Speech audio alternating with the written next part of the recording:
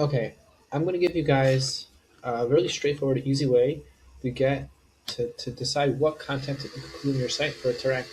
So whether it's AI or Google, whatever it is, here's how I would do it. And this has worked for local, for e-commerce, for B2B, anything.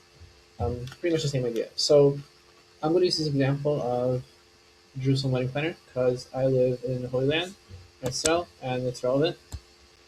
So first type into Google what you want to see, and it'll show you kind of what is ranking for this. You see there's sponsored ads and there's Google Business Profiles right here.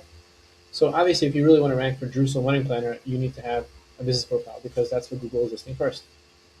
Now, what about next? Let's say you want your website to rank. Okay, so I would just go through these one by one. You can take a look at it and see. First of all, I think the footer is really helpful. So you see, what do they have here? They have a phone number and email. They have phone number and email. They don't have an address. I'm so surprised by that. They have some images. That's it. Pretty much straightforward. And then they have uh, these. They have a testimonials, a gallery, and a blog. So if you want to rank, that should be the first thing. Talk about music, wedding planner. So what I'm going to do is I'm kind of looking over to see what pages are included and what types of information Google and I think other search engines expect to be on your site. I'm going to skip this Facebook page for now because it's not a website. Let me actually hide all these sponsored results. And also not going to go through the Google Ads results, right? I'm just going to do organic. Um, let's also look at this one, right? I'm just going through the top organic results.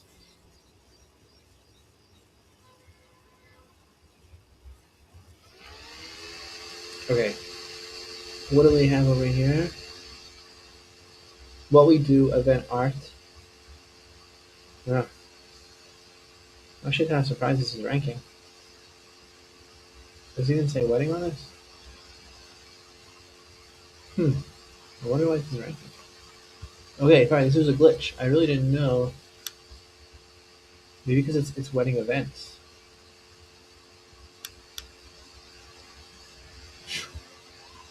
Okay, so that beats me. So anyway, let's do this. So, and then I would do this for a few, like maybe the top 3 to 5 sites, and then I would just throw them into ChatGPT. So I would say take these sites.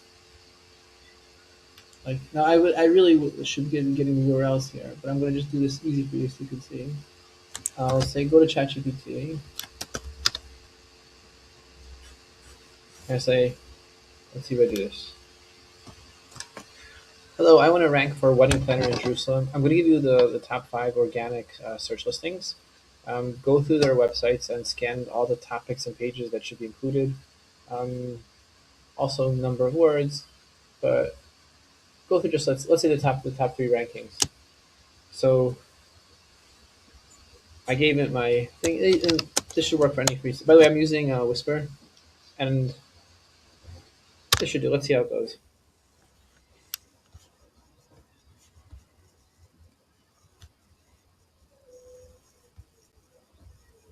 Okay, so they're going through the sites, right? And did I have to go even to look at the sites? I think it's good to look through the sites before you put in the ChatGPT just to make sure there's no hallucinations, and you can also get yourself an idea. And there are a lot of software and tools that do this, but this is pretty much what it does.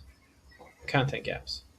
So here, so you see what happened? I looked at the main organic sites. I talked about the pages that should be included.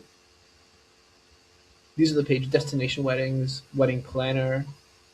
Um, these are the services that should be included, the service pages, the venue-based pages, and these are terms of trust and conversion. So that's pretty much it. If I'm going to make a wedding, looking for Jerusalem wedding planner, I need to include these pages, these services, and these words on my page. That's the foundation. The next step would be to kind of build on that foundation and improve, see if there's any gaps in content and things that I can include. Okay, so you can use this for any system, for ranking for anything, and that's how you start off. Let me know if you have any questions.